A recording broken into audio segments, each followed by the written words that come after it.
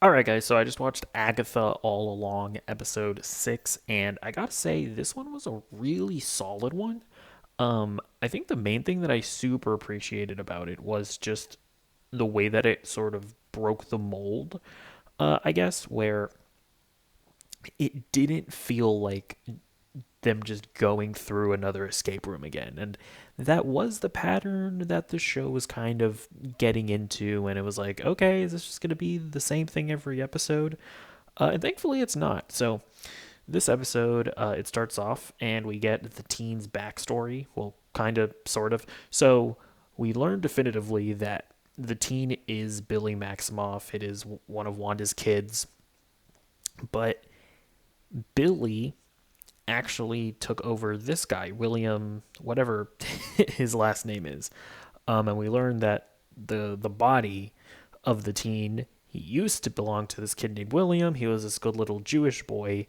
Um, and he seemingly just had a normal life. And then there's this really interesting scene where, oh God, what's her name? Is it Lydia? I think her name is Lydia, right? She she's like a fortune teller at like his bar mitzvah or something. I don't know if it was actually a bar mitzvah or what type of party it was, but it was a Jewish party. Weird that they would have a fortune teller at a Jewish party. Maybe it wasn't a Jewish specifically themed party. I don't know. Either way, she's here and she gives him this ominous reading saying that what was it? I think it was that his lifeline was going to be broken in two or something like that.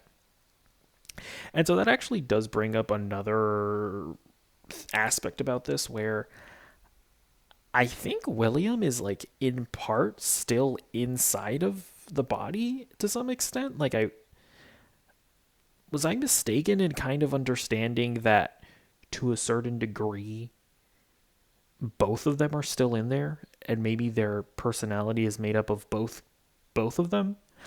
I'm not sure, to be honest with you. I feel like they were kind of maybe hinting at that, but maybe you guys can correct me if I'm wrong about that. But yeah, then they get in the car crash and Billy possesses his body. It doesn't appear to be the case that he did it maliciously necessarily, which is interesting. By the way, I'm sorry. My past few videos I've been having to film them using my phone as a webcam. Don't worry about it. But my apologies if the camera's too shaky. Um, but yeah, so he got in that weird car crash, right?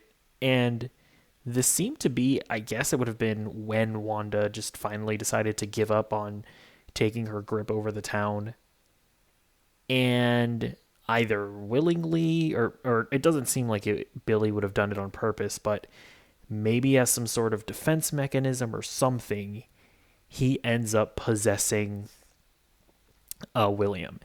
And it is just a little weird. They don't necessarily go into details as far as like the explanation of how this type of magic works in the MCU because it is just interesting because Billy wasn't a real witch. He wasn't a real person. He was a figment of Wanda's imagination. But I guess Wanda was just powerful enough that her figment of her imagination just is a normal is like she essentially created a living being. Which I mean, yeah, is just super interesting that he's now able to persist in the world even after Wanda is dead. So I wonder if they're going to go into that and explain it a bit more, or if it's just going to be one of those things where it's like, yep, this is the thing now. So, it will be interesting.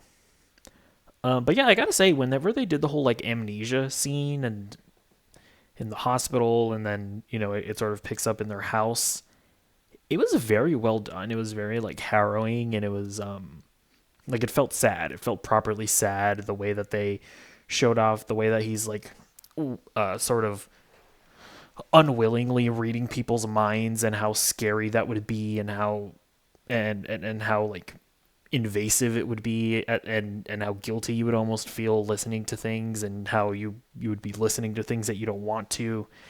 Like this whole aspect here was very very well done. I this is probably my favorite part of the episode, just as far as the storytelling and perspective. We also get introduced to his little boyfriend here. Yeah, and I thought their relationship was cute. I'm not gonna lie. Now we're at the point in the MCU where, like, I'm always gonna be like fishing for X-Men related stuff, and I was this is horrible, but I was kind of hoping that like the boyfriend would have maybe had some kind of adverse reaction to hearing or to learning about what he can do and whatnot, and the fact that he's looking at up magic stuff, and he would have been like, "What? You're a freak. You're a weirdo or something." Um, but I mean, I guess they don't want to do that here, even though technically Wanda is a mutant. That's not necessarily something that they're exploring here.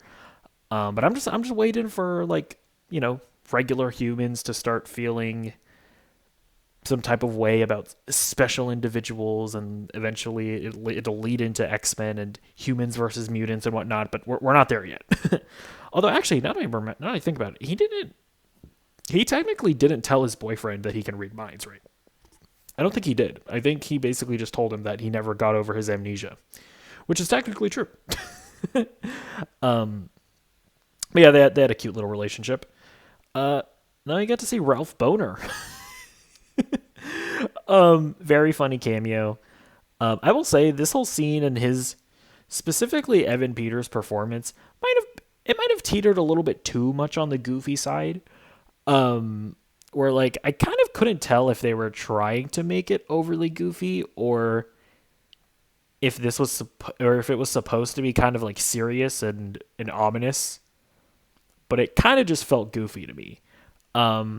But the one thing that I will say that I appreciate about the scene, and this part about it did not feel goofy, was him being just like a further showcase of the effect of Wanda's grip on Westview, right? The fact that his life is ruined, him talking about his experience of what it felt like being possessed by Wanda. And it's just like one of those things that I appreciate about this show is that they don't hide from the fact that Wanda already broke bad in WandaVision. There's like this, like I've heard this take from people that Wanda doing what she did in Multiverse of Madness like negates WandaVision in some way, and I just never felt that way because I was like, y'all, she mind controlled an entire town. Like that's awful. That is a heinous thing to do. And is it really that ridiculous to think that if she's willing to do that for an imaginary family, that you really think it's like a leap in logic that she would kill in order to preserve real family members in other universes? I never thought that. And it's not even like at the end of WandaVision. It's not even as if like Wanda atoned for her actions. It's like Vision kind of sort of walked her off the ledge, but she never faced any actual consequences. She just flew away. And then like the post credit scene is her reading up on the Darkhold or whatever. So I don't know. I really appreciate that this show is very much affirming that what Wanda did was horrible and that she was a horrible person. Because I think it's kind of like just clarifying that her actions in Multiverse of Madness were not really out of character. But I don't know. A lot of people disagree with me on that. Yeah. Then we sort of get into that first episode, over first couple episodes. No, it was the first episode where the dean is like sneaking into Agatha's house and whatnot, uh, and I think Catherine Hahn puts on just a really fantastic performance here of her going full on schizo, and we're seeing the other side of her hallucination from being under Wanda's spells.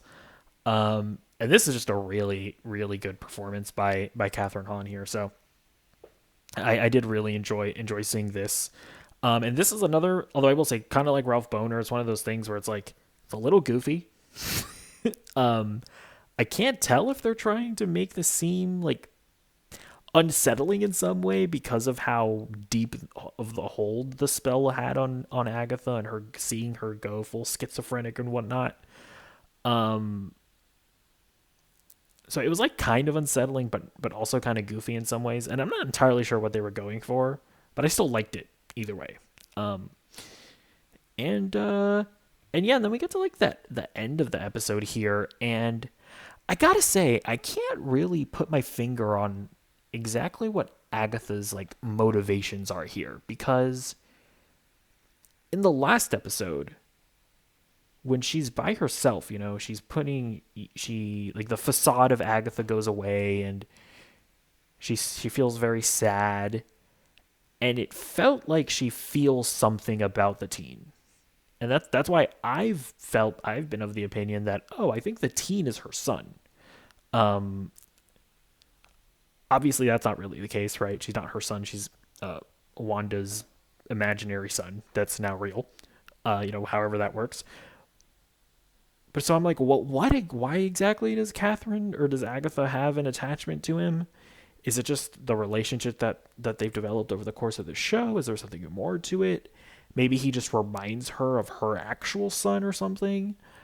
Because it's also interesting, right? Because when the teen when the teen is like telling her that I will never trust you ever, I hate you, blah yada yada yada, and he's giving her that like soy speech or whatever, she does look a little hurt, doesn't she?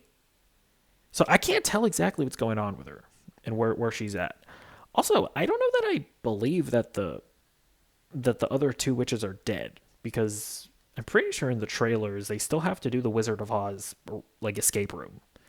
So I don't. So I feel like they're also going to come back, by the way, but we don't get any indication of how that's going to happen. But either way, really good episode. Really liked it. I liked how it shaked up the formula. It kind of reminds me of that episode of WandaVision where they show everybody going through the snap or whatever. Um, Very good episode. So let me know what you thought about it in the comments down below. Also, where's Mephisto?